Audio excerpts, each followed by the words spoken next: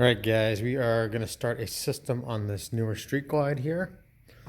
And the customer actually went online and bought everything from American Hard Bags. So what we have here is a Sound Digital amp, 800.4, I believe this is. Where is the number? 800.4 Hertz MPK speakers. He's got his power kit, RCAs, and then the rest of the stuff in here is for his handlebars that we're doing as well. So the other thing he got is this Rockford DSR-1, and he bought this from American Hard Bags, tuned to counter the factory radio, which a lot of people are doing, and that's all they're using this for. It's a $300 tune to counter the factory, which you can go to the dealer and get the flash done for $100. I'm going to show you the difference in the tunes and show you what this DSR-1 should be used for instead of just a counter. So we're back and we are got this thing, protected and stripped down. We are testing the output of the radio to the speakers with our PA3, which is a electrical acoustic analyzer. And we got some pink noise playing. I'm going to turn it up a little. And we're going to see the energy of the speakers. So you can see this is bass heavy, some dips here. It's actually not bad. So really we don't need to correct this that much. But he did buy the DSP to correct it. So let's get this all hooked up and see how it works. We did start it to see if it made a difference, and there was no difference with the bike running to this. I'm going to explain here what this is since a lot of people don't know. This is your sound frequencies. Here is your bass. Around here is your tweeters, and the rest is your mids. And your mids has, a few different levels, because obviously this is really low and this is a lot higher. But essentially, in a nutshell, what this represents is all the musical instruments. You want them to play with fairly similar acoustic energy, or in respect to each other, the right acoustic energy. So for example, if I strum a guitar, your guitar I'm making this up, varies in, say, this range. You want all those strings to be even. You don't want one of the strings playing higher energy than another string, because it would sound awful if one string was twice as loud. And basically, I believe each of these lines is 5 dB. 3 dB is technically double the volume. Our ears perceive it as 10 dB. So our ears would perceive this as double the volume of this. So it's much louder. But in a true acoustic system, you want your bass to be heavier by about 6 dB. Then it rolls off, then it tapers, and then fades out.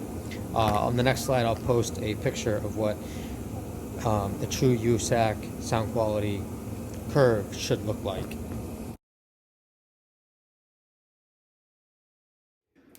All right, guys, so we are back. And as you can see, we just flashed this.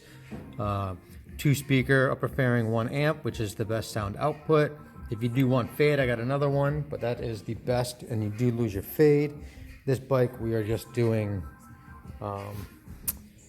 front speakers only with the potential of lowers in the future. So here we are, we're playing pink noise again, and we got the equalizer set up. You got the old equalizer picture?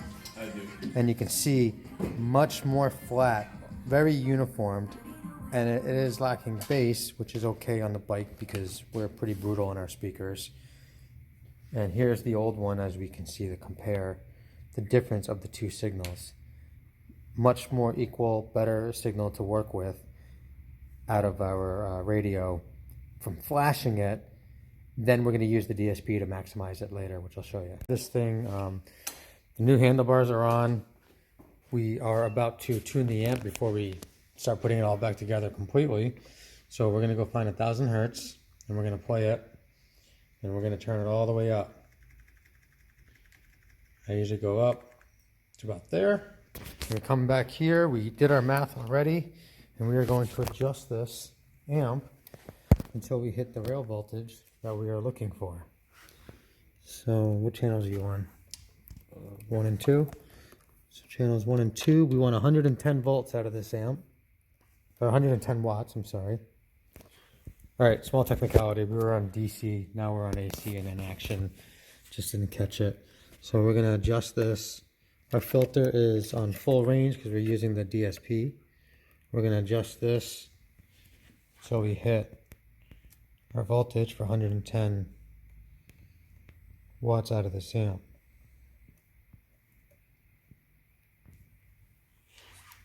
Alright, so there we go. Alright, so we just finished 20 volts on this amp at the impedance we're running is 110 watts RMS, which is what these speakers want.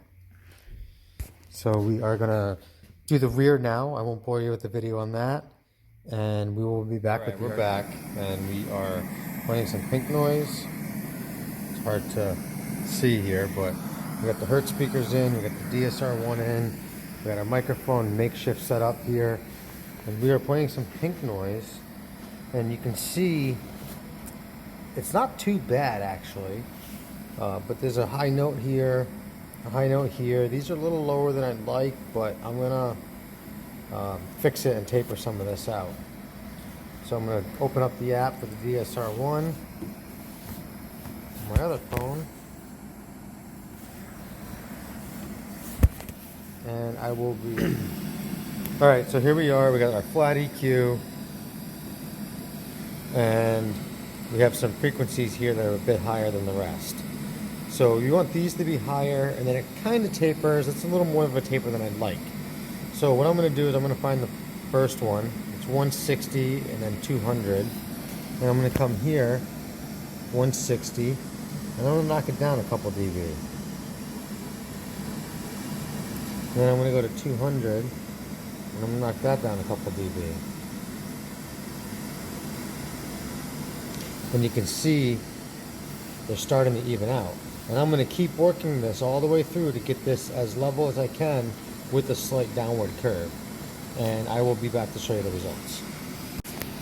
Alright, so we're almost there, and as you can see, I have these two frequencies here. This one's a little high, this one's a little low, this one's a little high. So what I've done is I've adjusted the Q on this to really be sharp, so it only affects that one. The Q affects how much it affects the frequencies around it.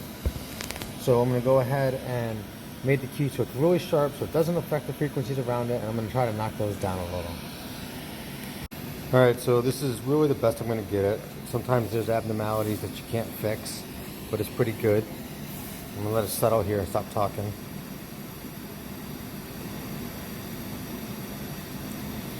The lows are better than the highs because the lows you just don't really hear it. The highs are peaks and they hurt, they're harsh, and it makes it sound louder than it really is. So some of those bikes that sound really, really, really loud aren't as loud as you think, they're just hurting your ears. Where a bike like this is going to be loud and smooth, and it can hurt your ears. So I'm going to go back in, I'm going to add a little more bass to this and touch it up, and then we're going to test it out and give it a good demo on. Alright, so here we are, final product. I know it's really hard to tell on a cell phone and see, but you know, this thing cranks pretty loud. It's the Sound Digital 100 amp and the Hertz speakers. Step inside, but you don't see too many faces. Coming out of the rain and hear the jazz go down. Competition with other places.